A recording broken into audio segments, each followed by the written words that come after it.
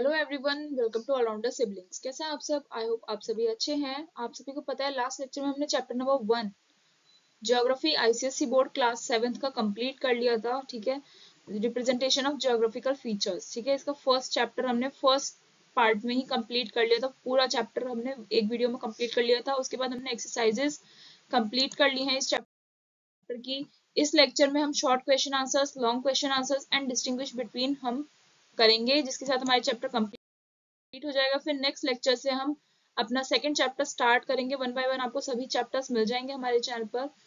थोड़ा सा वेट कीजिए, और आपको कुछ भी डाउट आता है तो वो हमसे कमेंट सेक्शन में कमेंट करके पूछ सकते हैं। और आपको हमारे चैनल पर और भी अदर सब्जेक्ट्स 7th क्लास के मिल जाएंगे, लाइक फिजिक्स, बायोलॉजी, ज्योग्राफी अब हमारी चल ही रही है, कंप्यूटर भी हमारी चल रही है, मैथ्स भी अब हमने स्टार्ट करी है, धीरे धीरे हम वो भी कंप्लीट करेंगे। ठीक है, हिस्ट्री, सिविक्स हमारी कंप्लीट हो चुकी है। तो इस तरह से आप हमारे चैनल पर बहुत सारे कंटेंट देख सकते हैं। 7th क्लास का, 8th क्लास का भी कंटेंट हमने स्टार्ट किया है, तो आप वो भी देख सकते हैं। कुछ भी अदर कंटेंट आपको चाहिए तो हमसे कमेंट सेक्शन में पूछ सकते हैं। और हमारा टेलीग्राम चैनल भी आप ज्वाइन कीजिए, वहां पर आपको बायोलॉजी, फिजिक्स, केमिस्ट्री इन सभी के नोट्स मिल जाएंगे, हिस्ट्री सिविक्स के भी नोट्स मिल जाएंगे, एंड आपके सारे डाउट्स वहां पर हम क्लियर आउट कर देंगे। तो चलिए स्टार्ट करते हैं आज का लेक्चर, जिसमें सबसे पहले हम करेंगे शॉर्ट क्वेश्चन आंसर्स। जिसमें सबसे पहला है, what is a map? Map क्या होता है? It is a representation of any area of the earth on a flat surface. जो फ्लैट सरफेस है, कोई भी एक फ्लैट सरफेस है, उस पर अर्थ का कोई भी एक एरिया, कोई भी अर्थ का एक पार्ट को रिप्रेजेंट करना, उसे हम बोलते हैं मैप। नेक्स्ट क्वेश्चन है, what is a map scale? Map scale क्या होता है? It is the relation between the distance on the map and the corresponding distance on the ground. जो मैप स्केल है, ये क्या होता है? ये रिलेशन होता है distance on the map, distance on the map and corresponding distance. Corresponding distance यानी वही डिस्टेंस, जो डिस्टेंस मैप पर है वही डिस्टेंस ग्राउंड पर, उन दोनों के बीच में जो रिलेशन होता है उसे हम मैप स्केल बोलते हैं। नेक्स्ट क्वेश्चन है, what are topographic maps? Topographic maps क्या होते हैं? A large scale map showing both natural and man made features is called topographic maps. एक लार्ज स्केल मैप जो दोनों तरह के फीचर्स शो करता है, नेचुरल भी और मैनमेड फीचर्स, दोनों तरह के फीचर्स जो शो करता है, उसको हम क्या बोलते हैं? टोपोग्राफिक मैप्स बोलते हैं। What do we call a net of lines that help us to locate features on a map? अब उस नेट ऑफ लाइंस को, लाइंस का जो नेट बनता है जिससे हम मैप पर फीचर्स को, जो अलग अलग फीचर्स होते हैं उन्हें हम लोकेट कर सकते हैं, तो उस नेट ऑफ लाइंस को हम क्या बोलते हैं? उसे हम बोलते हैं grid, which help us to locate features on a map. Next question है, which color is most commonly used to show water bodies in maps? किस कलर का ज्यादातर कॉमनली यूज किया जाता है मैप्स में वाटर बॉडीज को शो करने के लिए? तो वाटर जो होता है आपका ब्लू कलर हो गया, तो ब्लू कलर का कॉमनली यूज किया जाता है to show water bodies. Which colour is use to show grid lines and their numbers in topographic maps?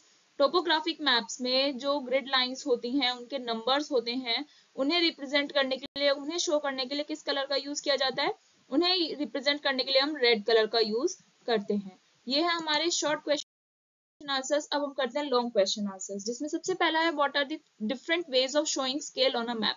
Map पर जो हम स्केल शो करते हैं, मैप स्केल जो शो करते हैं, उसके उसे हम कितने तरीकों से रिप्रेजेंट कर सकते हैं, कितने तरीके से हम उसे शो कर सकते हैं? So there are three different ways of indicating the scale of a map. Map की स्केल को इंडिकेट करने के लिए, शो करने के लिए, रिप्रेजेंट करने के लिए 3 different ways होते हैं। ठीक है, these ways are, ये कौन कौन से तरीके हैं? पहला है बाय अ स्टेटमेंट, स्टेटमेंट के थ्रू करते हैं। नेक्स्ट है ग्रेजुएटेड स्ट्रेट लाइन के थ्रू करते हैं, एंड थर्ड वे है रिप्रेजेंटेटिव फ्रैक्शन। ठीक है, तो ये 3 वेज हैं जिनके थ्रू हम स्केल, मैप की स्केल को रिप्रेजेंट करते हैं। अब वन बाय वन हम इन्हीं डिफरेंट वेज को स्टडी करेंगे, जिसमें सबसे पहला है बाय अ स्टेटमेंट। स्टेटमेंट के थ्रू आप मैप स्केल कैसे शो कर सकते हैं? In this way the scale of the map is represented as given example. इस तरह से आप शो करते हैं 1 सेंटीमीटर टू 100 किलोमीटर। ये स्टेटमेंट हो गई ना, 1 सेंटीमीटर टू 100 किलोमीटर। इसका मीनिंग क्या हो गया? It means 1 centimetre of distance on a map. Map पर जो 1 सेंटीमीटर की डिस्टेंस है, it will represent a distance of 100 kilometre.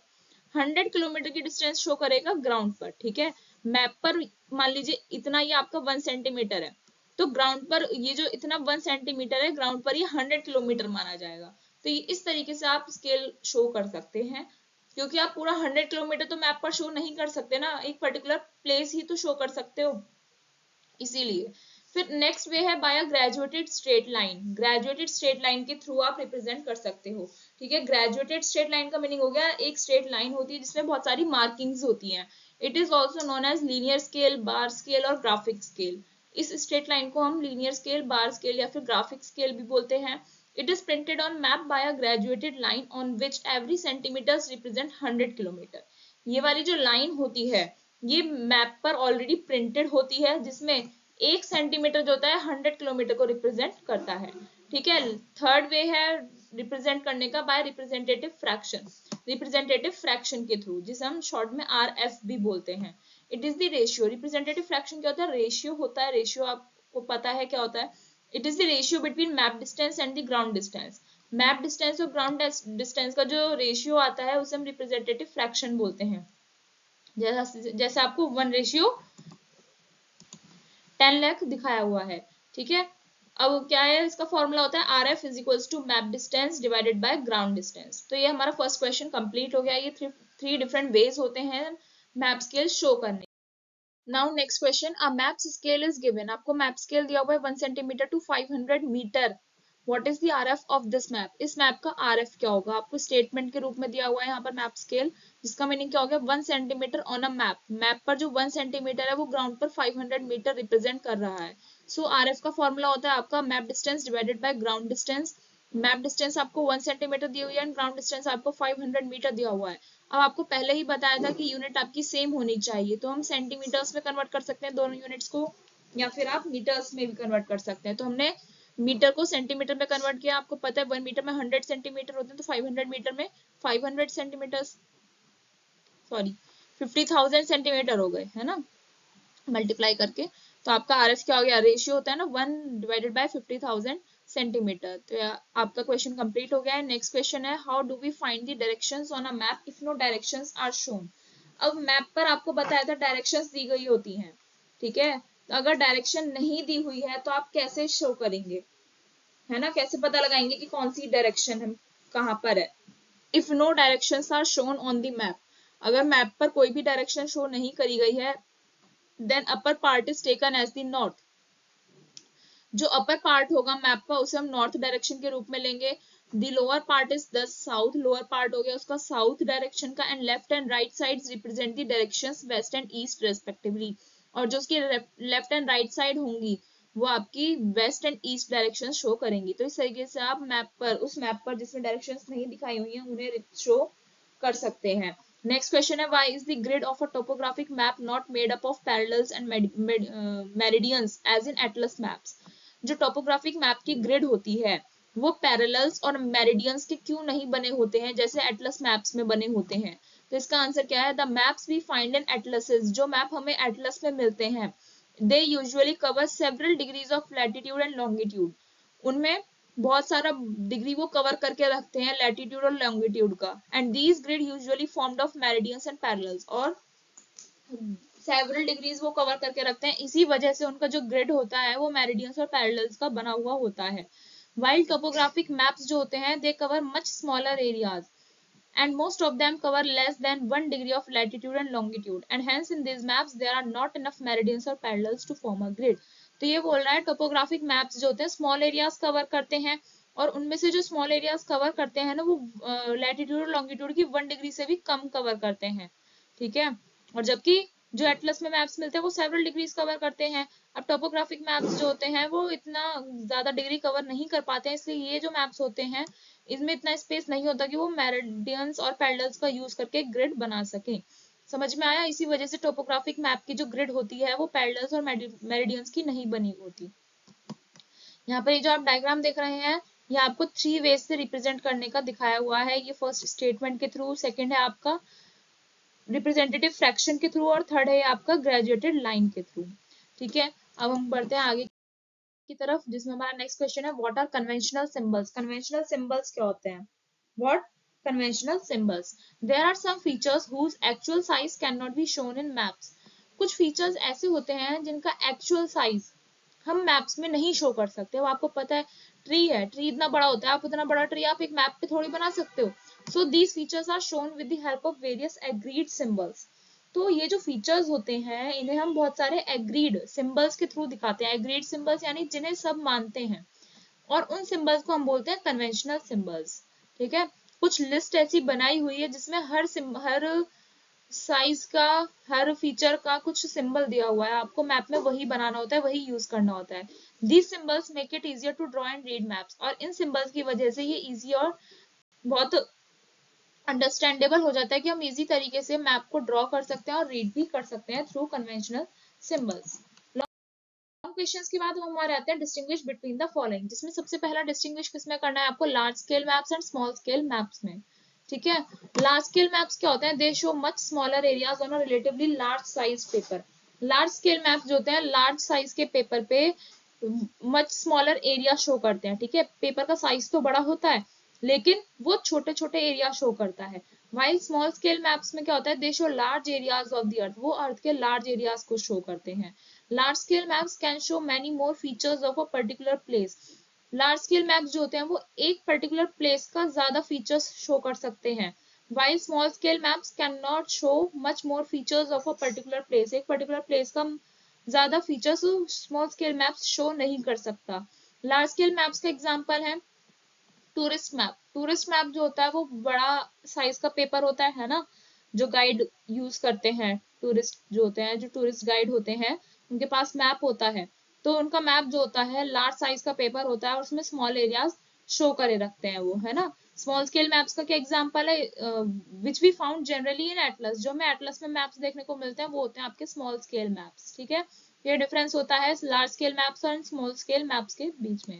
अगला डिफरेंस आपको करना है ईस्टिंग्स एंड नॉर्थिंग्स के बीच में। किसके बीच में, ईस्टिंग्स एंड नॉर्थिंग्स के बीच में। तो क्या डिफरेंस होता है, the vertical lines are drawn east of bottom left corner of map called eastings. तो मैप के बॉटम लेफ्ट कॉर्नर में, बॉटम लेफ्ट कॉर्नर में ईस्ट डायरेक्शन से जो वर्टिकल लाइंस ड्रॉ करी जाती हैं उन्हें हम ईस्टिंग्स बोलते हैं।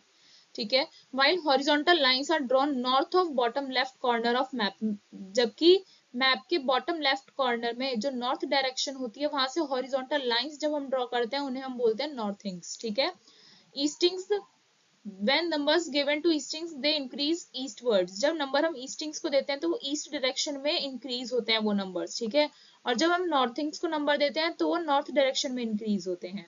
Eastings are drawn north south on a topographic map, eastings को जो ड्रॉ किया जाता है नॉर्थ से साउथ की तरफ ड्रॉ किया जाता है, और नॉर्थिंग्स को ईस्ट से वेस्ट की तरफ क्या किया जाता है, ड्रॉ किया जाता है। तो ये डिफरेंस होता है आपका ईस्टिंग्स एंड नॉर्थिंग्स के बीच में। नेक्स्ट क्वेश्चन है areas coloured green and areas coloured yellow के बीच में आपको डिफरेंस बताना है। ठीक है, हमने लास्ट जब ये वाला चैप्टर हमने कवर किया था उसमें कलर्स का टॉपिक पढ़ा था, तो डिफरेंट डिफरेंट कलर्स जो होते हैं वो डिफरेंट डिफरेंट चीजों को रिप्रेजेंट करते हैं, डिफरेंट फीचर्स रिप्रेजेंट करते हैं। तो जो एरियाज में ग्रीन कलर होता है और जिन एरियाज में येलो कलर होता है, और ब्लू कलर भी यूज करते हैं, ब्लैक कलर भी यूज करते हैं, रेड कलर भी यूज करते हैं, तो बहुत सारे कलर्स यूज करते हैं। तो आपको ये बताना है कि ग्रीन कलर जो एरियाज होते हैं और जो येलो कलर्ड एरियाज होते हैं उनमें क्या डिफरेंस होता है।